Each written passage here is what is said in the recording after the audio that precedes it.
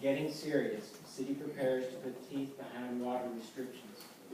Was this in 2011, 2012, or 2013? It wasn't in 2011 that he met, and when May, the water levels of the lake were about what they are now. That's 2011. And it was 4 more months before there was any water restrictions put in place. And it wasn't until May 2013 when discussions of stage 4 restrictions were beginning. It was May 2012, the 4th year, when the lake was more than 7 feet below spillway when that headline ran. People don't move to Midland, Odessa, or Big Spring for the water or an inviting lake. Midland, Odessa residents used to come or move to Brownwood for those things. I don't think it's wise to model our water policy on the Midland, Odessa plan. We'd be better off to see how San Antonio has approached their water problems and continued to grow. Long-range water planning, aggressive conservation measures, and enforcements of restrictions have been in place in San Antonio since the mid-1990s.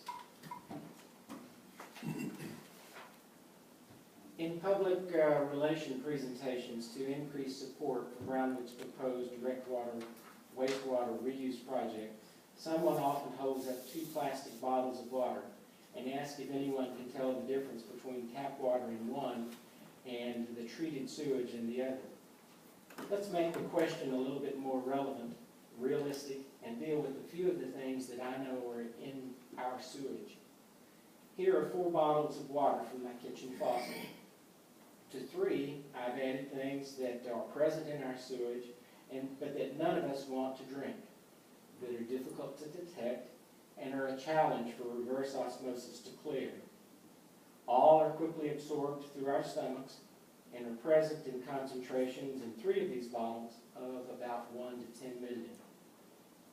1 bottle contains hydroxyurea, a low molecular weight chemotherapy agent, a bone marrow toxin used in leukemias. If a single prescription this is dropped into a commode, it enters our water system, where it's quite stable until it is absorbed in a living creature. This is only one of many drugs that are in our sewage.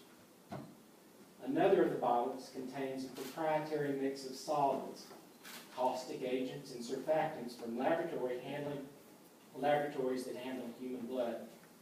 It's designed to dissolve and destroy any debris in the machine and keep the fluids flowing easily. This is very much like the fracking chemicals used in oil wells. It's proprietary, a protected trade secret, so we don't know even what to look for if we suspect it's in our water, and certainly it's difficult to detect. A 3rd bottle has human serum in it, perhaps from a patient with hepatitis.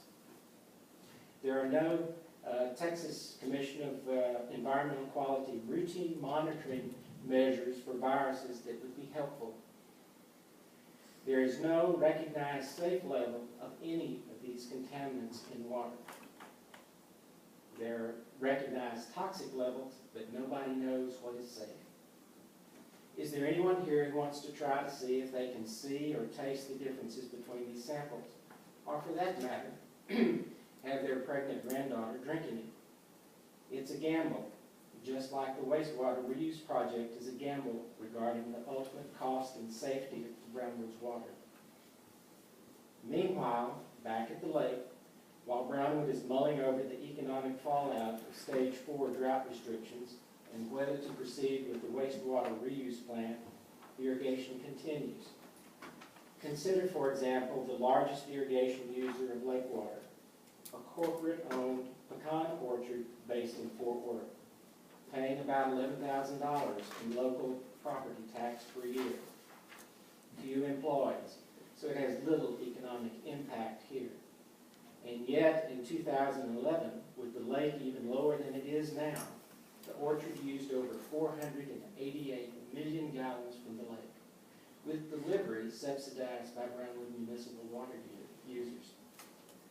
If that 488 million gallons per year figure sounds familiar, it's because that's how much the wastewater reuse plant is projected to produce. Is Brownwood really willing to commit over $10 million, paid for with higher city water rates, and how much, nobody knows, all for the privilege of subsidizing a corporate pecan orchard and getting to drink sanitized sewage as an added benefit? Surely, water restriction enforcement, conservation planning and implementation, and considering the economic impact of various water users is worth very careful consideration.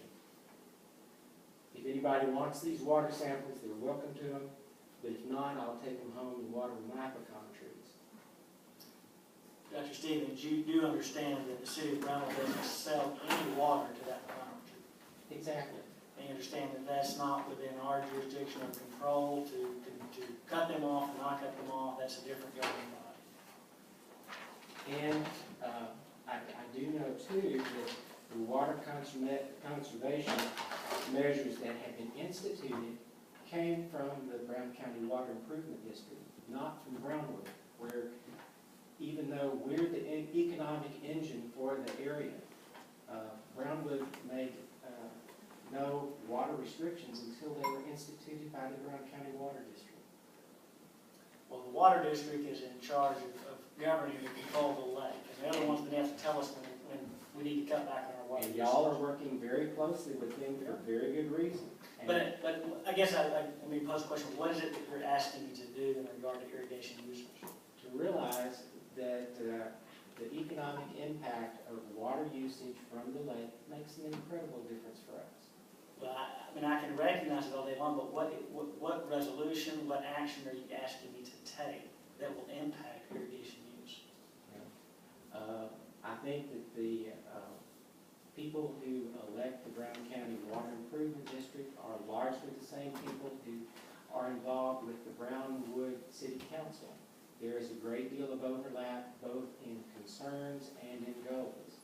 So it's not like these are two separate entities with two separate projects and desires. We all want the same thing, which is good water. And if the Brownwood City Council says to the Brown County Water Improvement District, why are we subsidizing the irrigation for pecan orchard by paying our current water rates? There's a little pressure that can go into that. Publication of these kinds of water usage patterns to emphasize that 5% of county economics is agriculture. The other 95% is manufacturing, residential, recreational, and trying to be sure that the emphasis of the Brown County Water Improvement District recognizes that and is focused on it makes sense to me. And then in regard to the drugs that you mentioned, the things you put in the water supply, obviously you've been in a position in the community for a long time. You worked here a long time. Yes. Have you written prescriptions to people that live with plague? Yes. And so you recognize those chemicals are in the water we're already drinking. But in the wastewater reuse program, you're asking to both recycle it so that if we miss it on the first time through, maybe we'll get it on the second or the third. But the fact remains that the contaminants that you're afraid of, that you mentioned this council this morning, already exist in the water. But why would we increase our risk with further repeated exposure to it? I mean, if we filtered them out the first time, why can we not filter them out a second time? These would probably pass our filtering. These are also small molecular, low charge molecules that are hard to reverse osmosis to kill. And you can't measure how effective they are. Well, if that's true, then give me the names of the chemicals and let me talk to the microbiologists who deal with that very issue to find out whether or not they can or cannot be filtered out.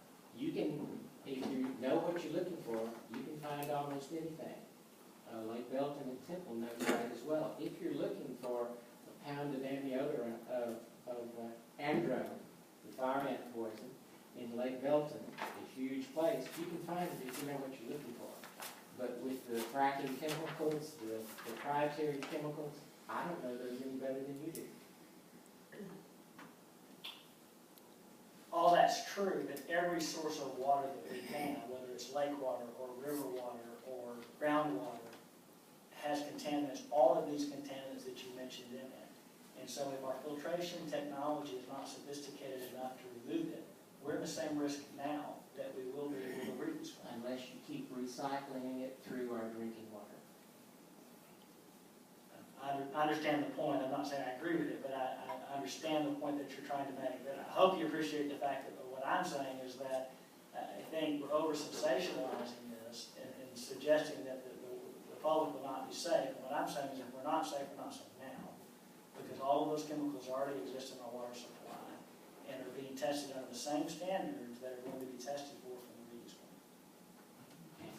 One of the well-known examples of the concentration of toxins is with heavy metals, mercury. Mercury, if you eat shrimp all the time, is a minor consideration because they're small, they don't have time to accumulate that. But if you eat game fish who are at the top of the chain, they've had the ability to eat many of the smaller carriers for mercury and concentrate it. And so that increasing concentration of toxins in a closed system of repeated use and there's heavy metal examples in living systems. Thank you. Thank you. If anybody wants the water or the information, I'll get that. Pardon me. You're indicating you don't think that we have talked to the Water District Board members and conferred with them and made our wishes known and problem we have. I certainly have, and I think everybody on the council and know the mayor has. But we don't have the actual power other than our persuasiveness to change their procedures and how they handle their water district. It frustrates me that we don't have, as one of the major users, we don't have more authority to do that we just don't. For a long time, the Brown County Water Improvement District meetings were attended by the board. Mr. Roundtree's been going more recently. But for the last, 10 years, the attendance is primarily the irrigators. Thank you.